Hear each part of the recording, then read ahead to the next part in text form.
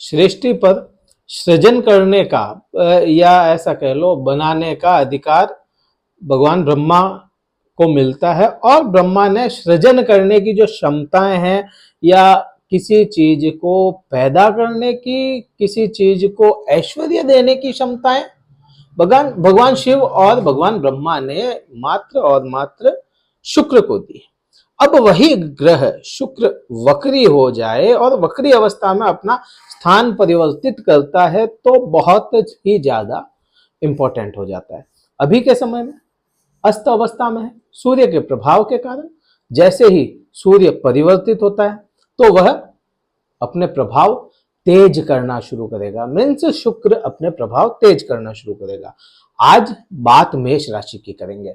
मेष राशि पर क्या प्रभाव आते हैं अगर सुख भाव में ऐश्वर्य चला जाए या सुख भाव में सृजन क्षमताएं चली जाए तो क्या पूरा पूरा प्रभाव मेष राशि पर आएगा, उसकी बात करते हैं। तो सबसे पहले मेष राशि को थोड़ा सा समझें। मेष राशि मंगल के अंतर्गत आती है। ऊर्जा का बहुत बड़ा स्रोत मेष राशि भी मानी गई है। राशि चक्र के जो 12 राशियां होती है, राशि चक्र में 12 राशियों में ऊर्जा के स्रोत में मेष राशि का भी बहुत बड़ा योगदान है, क्योंकि मंगल के अधीन आती है। मंगल खुद ऊर्जा का स्रोत माना गया है, मंगल पराक्रम का स्रोत माना गया है। तो यहां मेष राशि में पराक्रम और ऊर्जा दोनों ही होती है। अभी के समय में शुक्र सुख भाव में, मतलब चतुर्थ भाव, या ऐसा कह लो कि चंद्रमा के घर पहुंच गए, तो इसको अपन ऐसा कह सकते हैं सुख के भाव में ऐश्वर्य चला गया। और यह ऐश्वर्य के लिए भी जाना जाता है चतुर्थ भाव। आपके लिए शुक्र कैसा होगा, आपके लिए वह भी बहुत इंपॉर्टेंट है। तो आपकी इस चार्ट को अगर देखते हैं, या चंद्र राशि पे बात कर रहे हैं, लेकिन लग्न मेष का है तो भी यहाँ पे कुछ हद तक आप पे असर लाएगा जरूर। अब यहाँ पे बात करते हैं मेष राशि के अकॉर्डिंग शुक्र को कौन से भाव मिलते हैं। शुक्र को द्वितीय भाव मिलता है और सप्तम भाव मिलता है। मतलब यहाँ पे शुक्र मेष राशि के लिए बुरा तो है नहीं बहुत ज्यादा, क्योंकि यहां से लाभ हर किसी को चाहिए, वाणी हर किसी को चाहिए, वो बात और होती है। इसका जो स्वामी है गलत भाव या गलत जगह चले जाता है तो वह मारक स्थिति में पहुंच जाता है। लेकिन अभी के समय में गोचरीय घटनाओं को देखते हुए अभी के समय में सुख भाव में है, मतलब यह अच्छी पोजीशन में आया हुआ है। शुक्र प्रभाव क्या लाएगा, शुक्र के हाथ में ही आपके पूरा मेष राशि के शुक्र के ही हाथ में वाणी पूरी है, शुक्र के ही हाथ में आपके कुटुंब पूरा है, शुक्र के ही हाथ में आपके पति पत्नी के संबंध देखे गए हैं, और शुक्र के हाथ से ही आपके कर्म क्षेत्र को कुछ हद तक देखा जा सकता है, और वही सुख भाव में। अभी बात करते हैं कि कब परिवर्तित होंगे। अभी के समय में वक्र अवस्था में है, लेकिन 7 तारीख को यह अपना स्थान, अभी सिंह राशि में है, अपना स्थान चेंज करके आपके कर्क राशि या सुख भाव में चले जाएंगे आपके।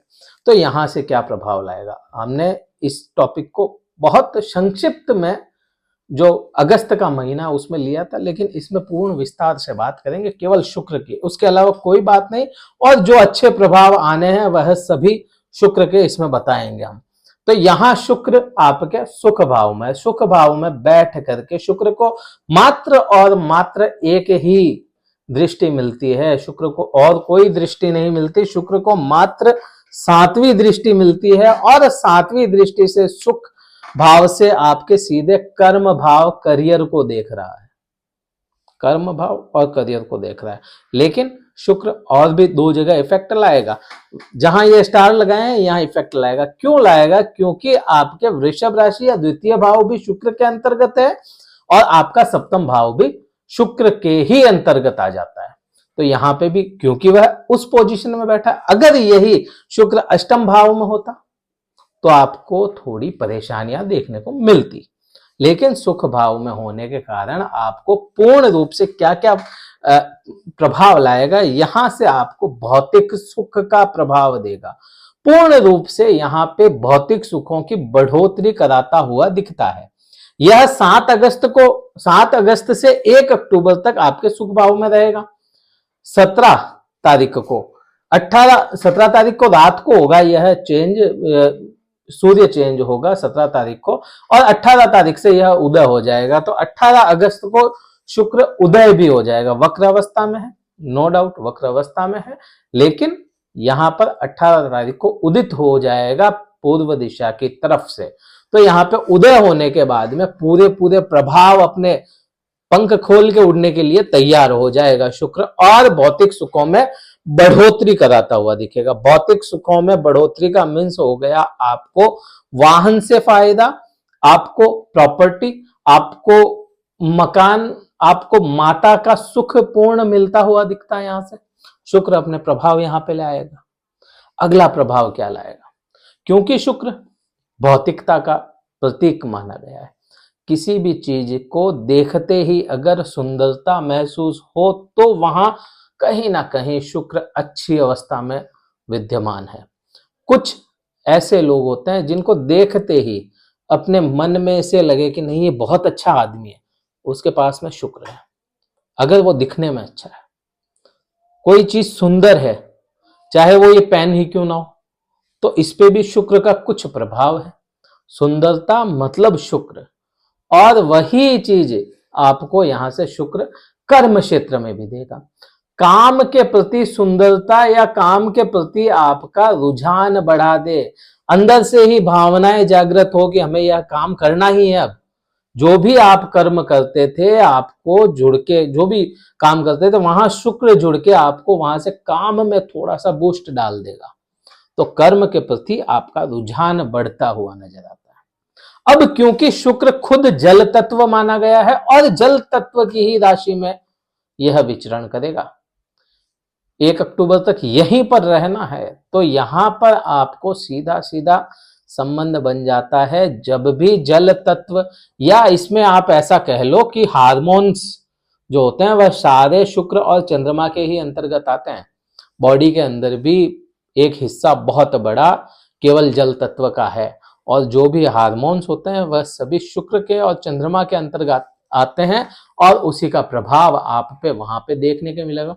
हार्मोन्स बहुत अच्छी पोजीशन में होते हैं या बूस्टेड रहते हैं, तो आदमी कर्म अपना उसी हिसाब से बहुत फास्ट करना शुरू कर देता है, तो वह प्रभाव आना ही है।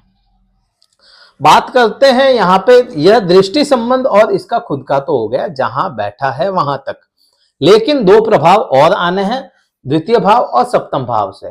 तो सप्तम भाव को अगर देख लेते हैं पहले, तो पति पत्नी का संबंध, यहां पर 7th हाउस को पार्टनरशिप का और पति पत्नी का माना जाता है, और कुछ हद तक यहां पे कर्म क्षेत्र भी आपका जुड़ ही जाता है, क्योंकि आपके मेष राशि या लग्न से 10वां भाव काउंट करोगे वह कर्म का होगा, और कर्म से और क्या फायदा निकलेगा, वह कर्म से ही आपके 10वां भाव काउंट करोगे तो 7वां भाव आपका आ जाता है।